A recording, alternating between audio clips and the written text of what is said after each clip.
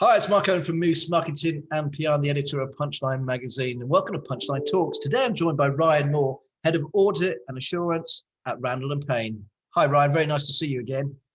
Ryan, I've got a document here in front of me. It's big, it's long. It's on March the 18th, 2021. The UK government published its long-awaited white paper on restoring trust in audit and corporate governance. Now, there's been a lot of hoo-ha in the national papers, lots of problems. Now, this report is over 200 pages long. Thankfully, I haven't printed it off, but I've got you there sitting there, sir. So can you tell us all about it and what it actually means for business and the business community? Yeah, sure. Thanks. Firstly, thanks for having me on this morning. And so there's been a number of reviews into the audit profession over the last couple of years, and these come off the backdrop of a number of large, high-profile corporate failures. You've probably seen them all in the press. They're really interesting, and they're grabbing the attention of the public and everyone in the business community by storm. And these reviews were the Kingman Review, the Bryden Review, and the Competition Markets Authority. And there's a general consensus among all of these reviews that audit in its current form is not fit for purpose, and that the profession needs to change, and that competition in the market needs to improve. There's some really interesting facts that are coming out of these reports, such that 97% of all audits of the FTSE 350, so those are the largest listed companies in the UK, are carried out by the Big Four.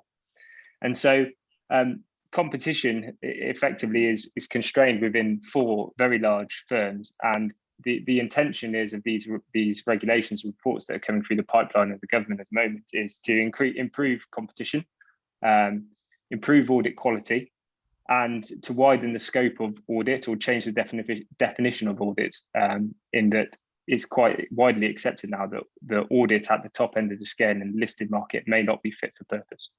I mean, not being funny, there's a lot of conflict of interest with some of these companies as well, and it's no wonder that there's so many problems. To me, it's common sense. How come it's been let to go on for so long? Or is it they've just got the monopoly? Yeah, I mean, a lot of the specialists in size, I mean, you have to appreciate that a lot of these companies are international based. So in order to audit the IT systems, the global structure of the company, the complexities around tax, it is widely accepted you need a large firm with international network and the specialists and the understanding of those. What the new proposals suggest is that, I think the corporate failures do speak for themselves, is that they're not, to some extent, not working anymore. Audit isn't fit for purpose, and they need to break that down. And the way they propose to do that is through something called managed shared audits. So the intent is that medium-sized firms, or what it could be called challenger firms, will audit a meaningful proportion of the subsidiaries of a listed group going forwards. They haven't quite tightened up what a meaningful proportion is. It's going to be judged on a relative size of the audit fee, around 30%. But this really opens the market, we hope, or is the intention for medium-sized firms to begin to audit large companies and change the way that we audit, and to really drive audit forwards in terms of quality. I mean, how long have you worked at Randall Payne? Did you work for some of these big companies beforehand and then come over to Cheltenham? Yeah, that's correct. So I trained within the Big Four. I've audited large listed companies for a number of years, and I'm bringing that experience into Randall Payne, and we're looking at all sorts of things at the moment around transforming our audit approach into digitalization of our audit softwares and processes, and really trying to mirror some of the thought processes that these large companies do, and try and package that into an offering into smaller companies or subsidiaries of large companies, and really exploring what the possibilities are. I've been at Randall Payne for just under a year, and it's been great so far. Plenty of opportunity, and it's just really interesting, to be honest, to read these reports and try and understand what the direction of the audit market in the next 12 months. I mean, I didn't realise, but an auditor is a particular section of the profession of being an accountant, or is it a different bit entirely? Do you train to be an auditor, or do you train to be an accountant? Sorry, so no, as part of your auditors are accountants, and you do train to, all accountants train for their chartered accountancy qualification. Now, most auditors will specialise in audit.